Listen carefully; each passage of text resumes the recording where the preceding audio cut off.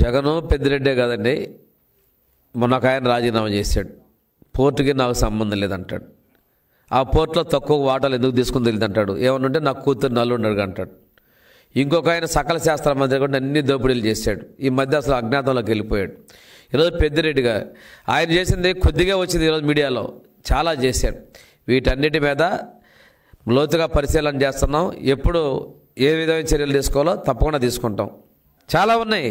ఆ రోజు మీ అందరికీ తెలిసిందే, మీడియాలో కూడా కథనాలు వచ్చినాయి. ఈరోజు కొద్దిగా కనిపిస్తాయి అంటున్నాను. ఈరోజు కూడా మీరు చేసి కొద్దిగా వస్తేనే జనం ఆశ్చర్యపోతున్నారు, బయటికి రావస్తున్నాయి. మొన్న ఫ్రీ హోల్డ్ చేశారు భూములు, ఈ చట్టాన్ని తెచ్చారు. ఫ్రీ హోల్డ్ చేస్తే రాష్ట్రంలో చేసిన వెంటనే అత్యంత తక్కువ సమయంలోనే లక్షలాది ఎకరాలని మీ పేరు మీద రిజిస్ట్రేషన్ చేశారు. దీని వెనకాల మతలబు లేనిది. హైయెస్ట్ జరిగింది రాయలసీమ, చిత్తూరు జిల్లా. మా ప్రకాశం జిల్లా వరకు కూడా ఈ దారుణాలుగా భూముల ఆక్రమణలు చేయటం.